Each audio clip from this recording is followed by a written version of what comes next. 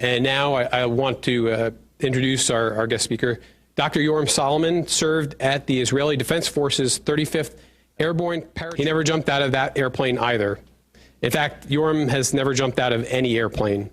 He published 4 books, 9 patents, and has his own columns at Inc. magazine and Innovation Excellence, who named him as one of the top 40 innovation bloggers in 2015. His Unkill Creativity Workshop, which he delivers to Fortune 500 companies, was described by participants as transformative. Ladies and gentlemen, please help me welcome to the stage Dr. Yoram Solomon. Thank you, Mike. Good morning. Good morning. Pizza was not enough. My name is Yoram Solomon. I'm going to introduce myself through a few pictures. Good morning to people in, well, you see me better when I look at you there, people in New Jersey, California, Georgia, and I think that, no, in Washington. We have people from Washington. So thank you for having me. Today before session number 3, I got an email. It was a weird email.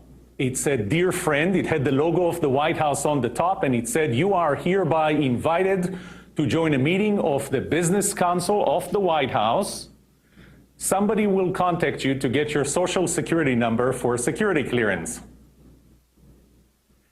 Okay, you need to be a little less serious. When somebody calls you and says, "We're going to call you and ask for your social security number," you don't give them your social security number. But I thought that was brilliant. I've never seen somebody trying to get my social security number that way.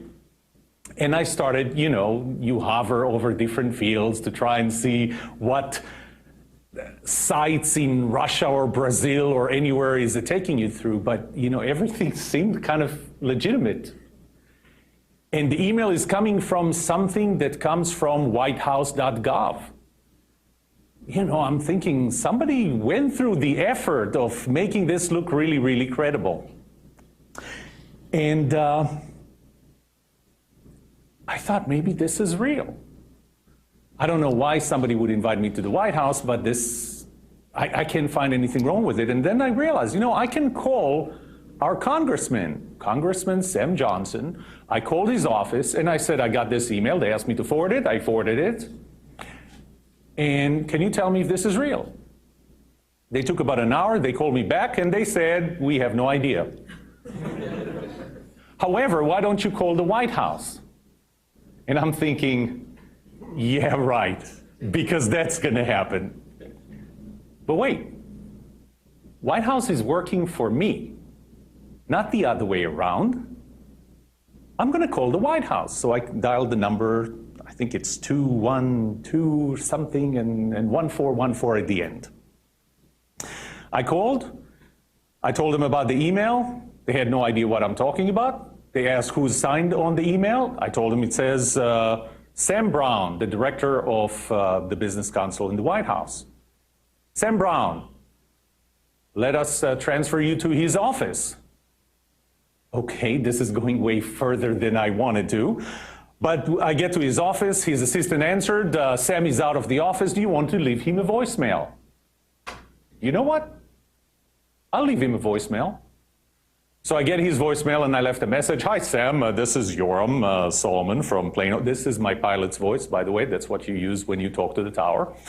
"This is Yoram Solomon from Plano, Texas. You sent an email, or I received an email supposedly from you that said that I'm invited to this meeting and that somebody is going to call for my social security number, and I'm not in the habit of leaving my social security number with somebody who called.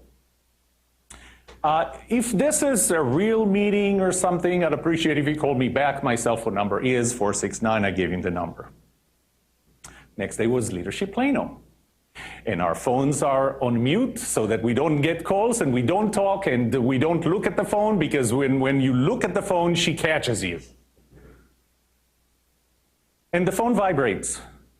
And I look at the phone. I committed a sin. I looked at the phone. I don't know this number. It's a 212 something, 1414.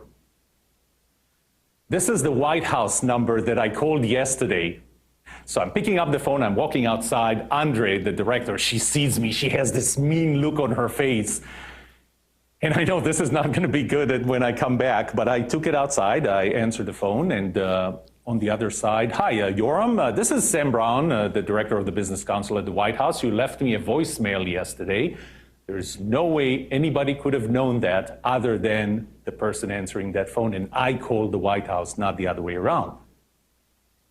And we do have this meeting. It's going to be on December 18th, and we'll appreciate it if you come." Okay. So now I'm thinking they sent this email, because it started with "Dear friend," they sent this email to 2 million people. And this meeting is not really at the White House. It's going to be a webcast of some kind. And I asked him how many people are invited. And he said 60. I'm thinking 60 people. So there is a list of 60 people out of 274,000 in Plano that I'm on. And he said, "No, this is not from Plano. This is from the US. We invited 60 people from the US. Let's talk about what we do today. We're going to spend the next, give or take, 2.5 hours. The first part is going to be, why do we get ideas in the shower? This is a lecture that I give to many organizations, and not only organizations. I give it to anyone who would show up, because this doesn't necessarily talk about getting ideas here at AT&T. It talks about getting ideas anywhere, for every reason. Then we're going to have a short exercise, creativity exercise, with 3 lessons from it. The next part, I'm going to give a lecture that is more business-oriented. This is going to be tools of the trade. How do we create ideas, the ideation process or the ideation workshop? We're going to take a break, and then we're going to go through a lecture called Business Plan Through Investors' Eyes. And the funny thing about that was that the first time I did that was under a different name, was in this building in the bottom floor at Startup Weekend as a keynote. It is 1978, and I am in the qualifiers in Israel for the 1980 Moscow Olympics. Moscow Olympics are 2 years out, and I get lane number 4.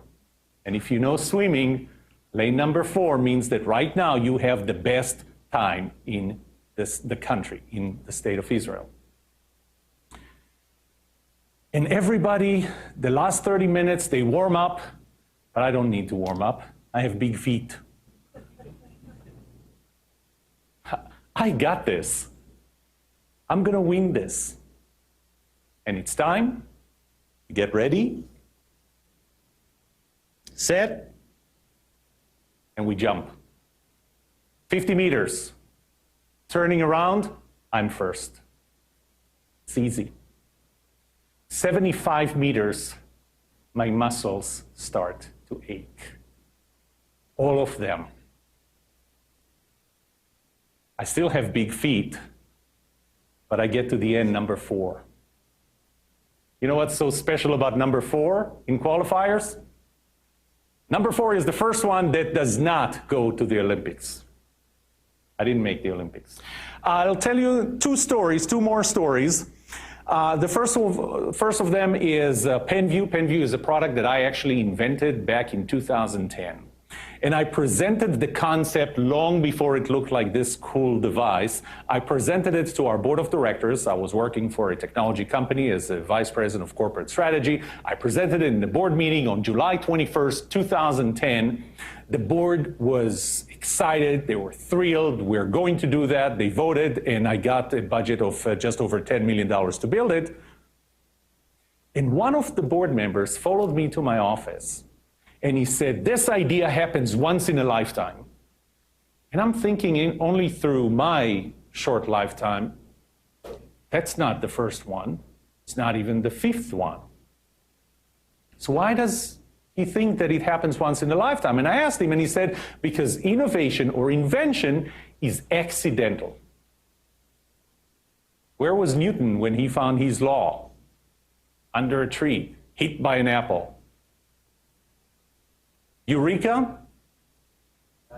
In the bathtub, yes. As it turns out, the 5th century BC, the 3rd century BC did not have showers, but it happened in the bathtub. So it was accidental. But why do I get more of those accidents? Why do some people get more of those accidents and others get less? Actually, we're going to be using 2 oranges. And I need 2 victims, 2 volunteers. Come over here, please. Next to Eric. Come over here, next to Zvika.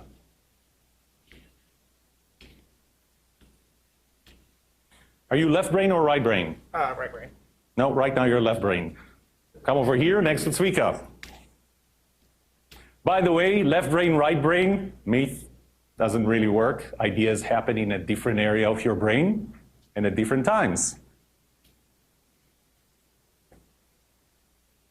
Okay, we have been collecting ideas. That's okay. We have been collecting ideas. I have 2 ideas in my head right now. One of them is over there, that's one orange, and one of them is over here.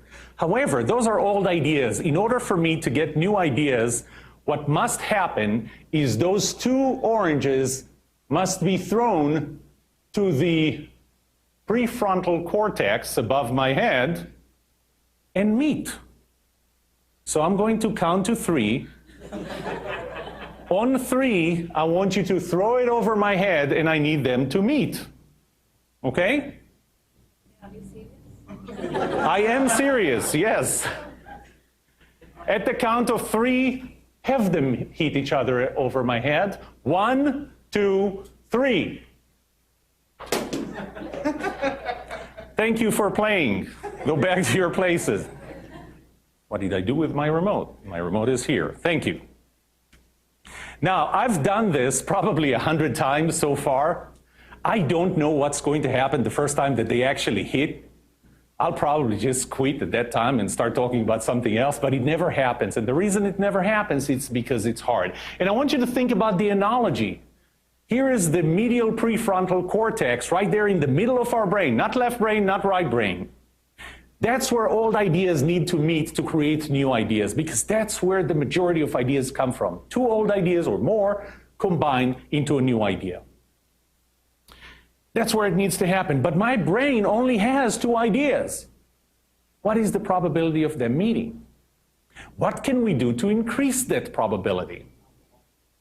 Alcohol, yes, thank you. That I have not heard that yet. Alcohol, I heard a lot of things, but not alcohol yet. Although I'm sure you're right. Step number 2, procrastinate. Whenever your boss comes to you and says, you are procrastinating, you should say, I was told to do that because this is helpful.